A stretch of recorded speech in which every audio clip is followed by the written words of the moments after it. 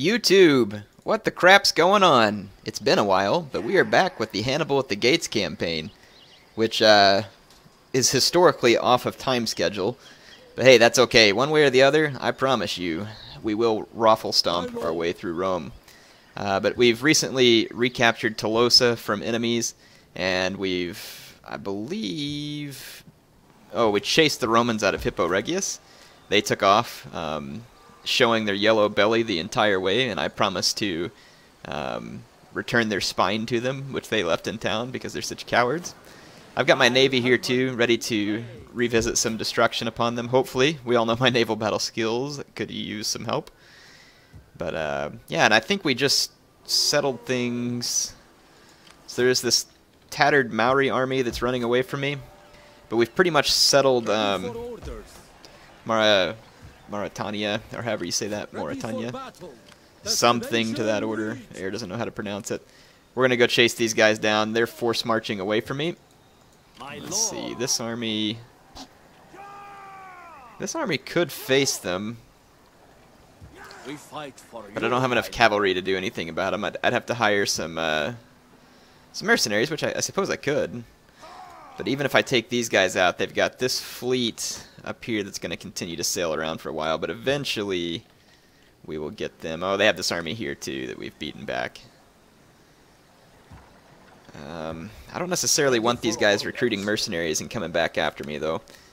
So I have recruited all the mercenary Celtic light horse I could on this turn, though, so that's probably the reason why I haven't done anything else at the moment. But just in case they recruit mercenaries and attack me, we need to put a couple of sword infantry here, which I hate to use the money for it, but we kind of need to, and then I can just disband them. And it's because they could potentially hire a bunch of mercenaries and come right back to my city, so I need to be ready to face off with them. So I'm going to hire these mercenaries. It's a slight waste of money, but I can turn it around as soon as I'm ready to, and it basically keep me from suffering losses. There's no way, even with mercenaries, they could probably take Tingis from me. Feeling pretty confident about it. Don't have a ton of money left on this turn. I do have some that we could spend. I've done my economy pretty much wrong up to this point. I've got a ton of farms. I really need to focus on going back and building some more quarries and other buildings that boost my economic output. Let's see, we got old Moss Man here waiting around outside Tolosa. Do believe it would be a good turn to just go ahead and end. Let's see, Patchy's hitmen down here in the desert can be leveled up. And I'm going to go ahead and go to Formidable Fighters. Let's see. Got a small army here, too, that I'm training with regular Carthaginian troops. And it looks like I have 6 Libyans. It'd be better to have 8 of these guys overall, so I'm going to recruit a couple more. Just 8 to have a good solid infantry contingent. And then I'll start recruiting some cav and some other units as necessary. And let's go ahead and end this turn. It's going to go ahead and slowly take my income back down to do this stuff, but as I slowly recapture, rebuild, yeah, look at the Romans all sailing off, trying to get away from me there. They've got that big ol' army. They're probably just going to try and sail down to my next city. I'm going to have to engage them and put a stop to this madness. There's Roman agents all over Carthago itself, and I don't have any agents to answer them with down there at the moment. I'd like to put a quick end to the war with Massalia. My friend, there's no point in me to be at war with the Samnites right now, so I'm not even within range to do anything to them. Okay, let's see, the Maori running around as I expected. Let's see what they're up to here.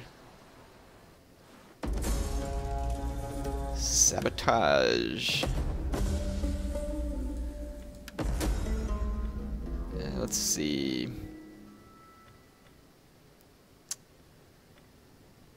We'll hunt the pirates. There's a Maori agent here that needs to be dealt with. I have limited funds, though, because of the research that's going on right now, so we'll do what we can to assassinate him.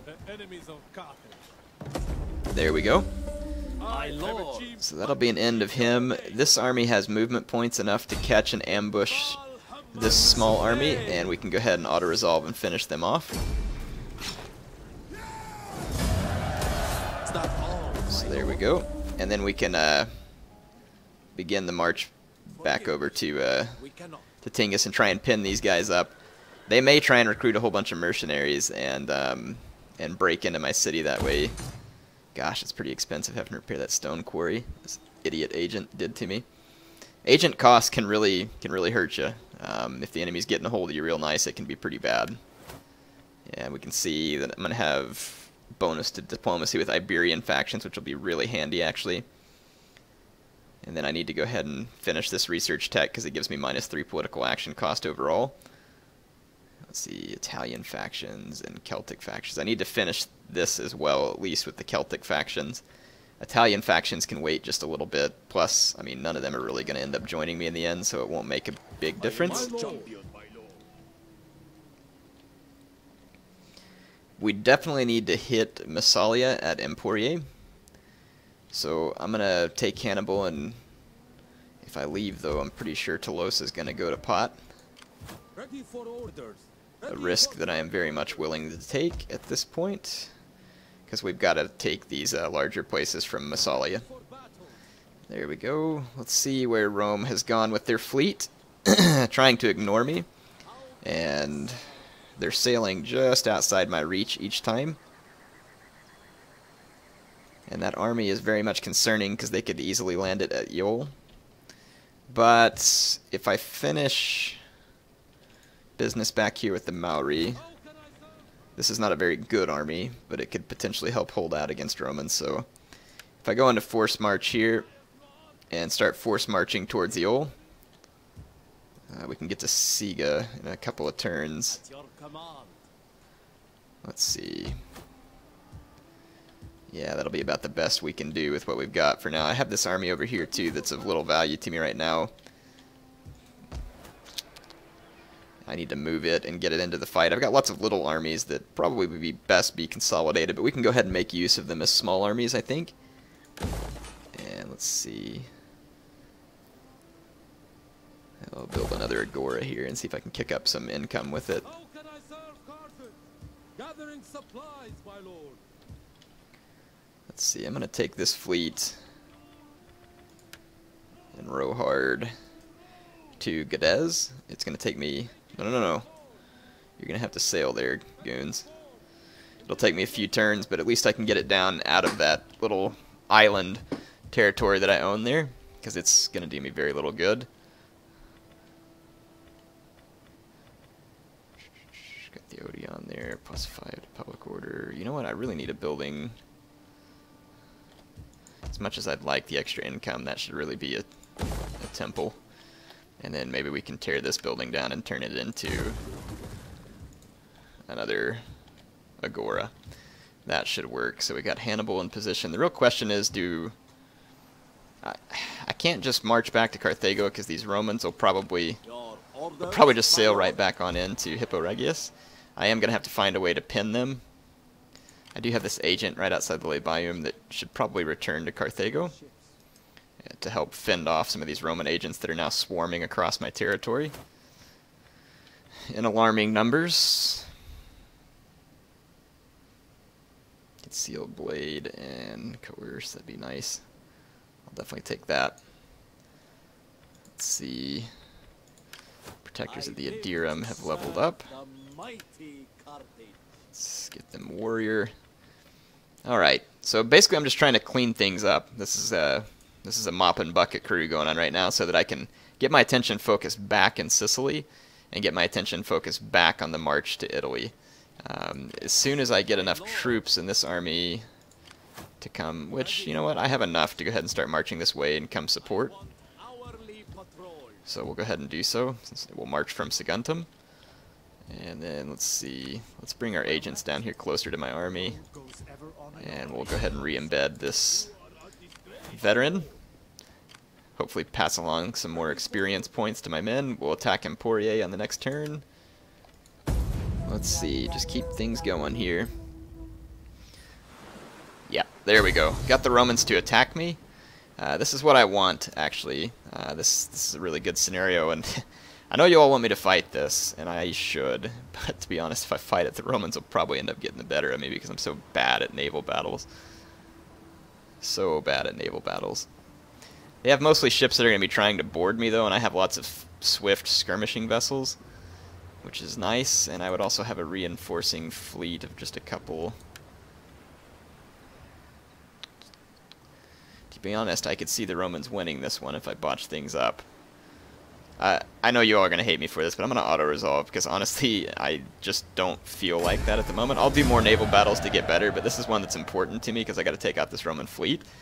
And I actually believe the auto-resolve. I believe this fleet is quite capable of, you know, wasting on these guys, but in my hands, that capability is always up to question. So, yeah, at least we dealt some damage to the Roman fleet there. That'll be a major setback, but they're going to bring up their agents and start working their money grinding magic here. So they'll come up, destroy my buildings, kill my characters, and basically make me spend my entire income to overcome the actions of 5 or 6 people against an entire empire. The agent actions need some addressing. They're not like game ruining, but they're kind of annoying sometimes. The agent actions are very strong, probably stronger than I've ever seen agent actions. So as far as the amount of damage that they can cause. Warriors speak of honor and glory, but you have little of them left.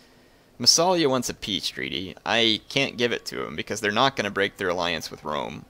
I mean, I'll counteroffer to them and basically say that if you give me military access and let me pass through your lands, but I mean, if not, then... Ah, crap! Your people must think you an Aristotle. Well, I accidentally accepted their peace treaty and took their money. I'll just attack them on the next turn anyway. It's gonna hurt me, but whatever. I will plead that you do only this. Listen.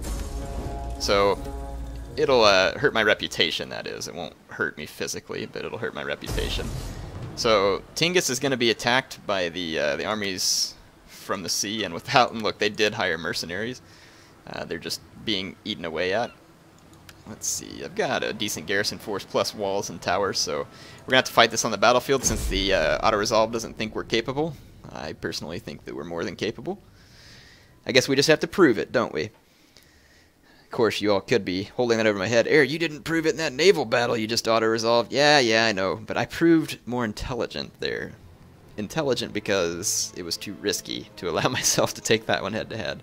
I will continue to fight naval battles and hopefully get better at it, but I just felt like that was an important one for me to win. Auto-resolve was giving what I thought was actually a fairly accurate representation of what was probably going to happen. So there we go. I'm actually going to beach my ships way over here so the AI doesn't. Hopefully they'll put theirs here, because sometimes they used to glitch out over here. I don't know if they still do that, but I'll beach mine here. Enemy reinforcements approaching. And let's bring my men up. I'm honestly not even worried about them being able to burn the gate. I don't think they're capable.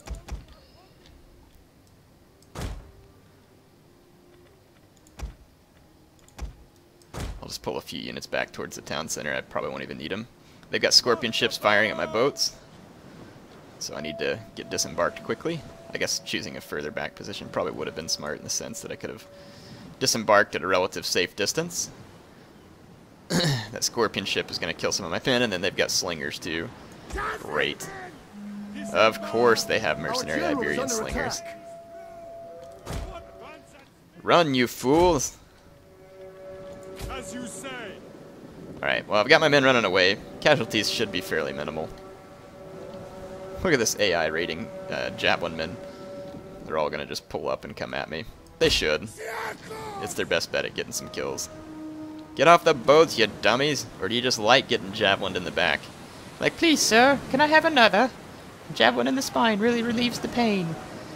Oh, you morons. So, there we go. I guess it would relieve the pain if it hit you, like, in between a vertebrae and severed your spinal cord. It would certainly cease any pain that you were feeling. I guess it would be like an ancient chiropractic visit.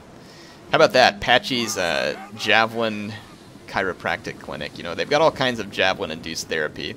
Javelin to the spine, javelin acupuncture, or just plain beating you with a javelin. That could work as well. Whatever muscle hurts, there's probably some way for us to fix it with the javelin. Just so you all know. Their general's in a boat full of tribal slingers, huh? And let's see, where's their land forces approaching from without? Oh, over here. I guess I just click the mini-map. It's easier than trying to orientate myself. Here comes their Numidian cav. In the rare event that they are able to break through, I'll have some hoplites waiting on them, but these guys are going to be tower fodder. Towers are extremely strong in the game, to the point to where I actually wish that they would cut them back a little bit. You know what? Then again, maybe not. Well, yes. So I wish they would cut back on towers and burning oil from gates, and what that they would increase is the number of garrison troops you have. So not necessarily the quality, but the number would be nice, you know. So I don't want them to give me a whole bunch of like Carthaginian hoplites and Libyan infantry and stuff like that for garrisons, unless they have fancy buildings. But I think having a large levy garrison to protect a large city like this would be feasible, and then it would kind of make up for the fact that you don't have overpowered arrow towers. So I think that would be a nice addition, basically. Nice change. If you all disagree, though, let me know why. You're always free to disagree with me in the comments. In fact, I rather encourage it if you think that my point's stupid. That way I can see what it is that you're thinking. Yeah, 11% fire damage, and they've got a long ways to go. Under heavy fire with fairly light cavalry, so I don't think this is going to go well for them. But they're not dying quite as fast. Well, yeah, they are. I'm seeing lots of poor Numidian horsemen take arrows to the face. Oh, I better go pay attention to my other troops, which are now going to be under javelin fire. Or slinger fire at the moment. They're marching around. Alright, I'm going to get all my mob together and chase these guys. They're probably headed towards a victory point, which is up here. And that would make sense. Heir sitting here protecting a point, and the AI is like, we don't care about a stupid morale bonus, but the victory point, we'll take that.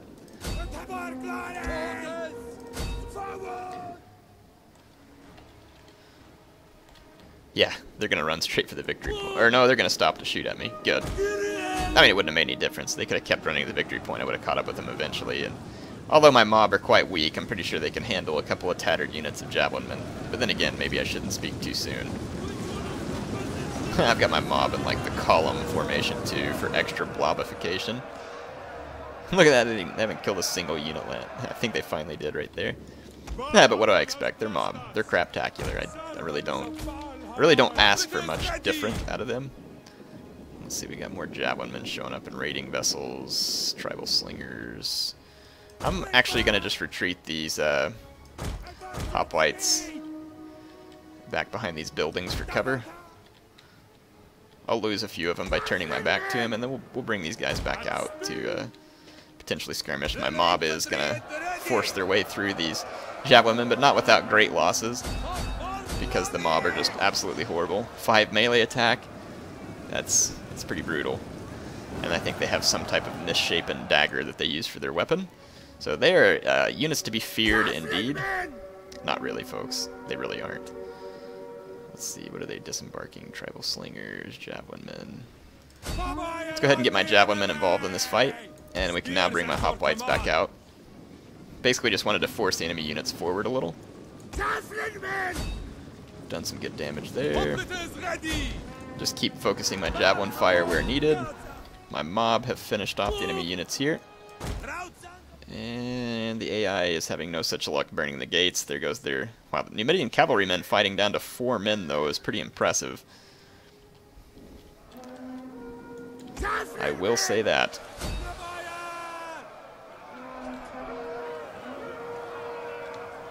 Okay, my Libyan hoplites are cutting their way through these guys. No surprise there. And then we'll just chase the rest of these guys down.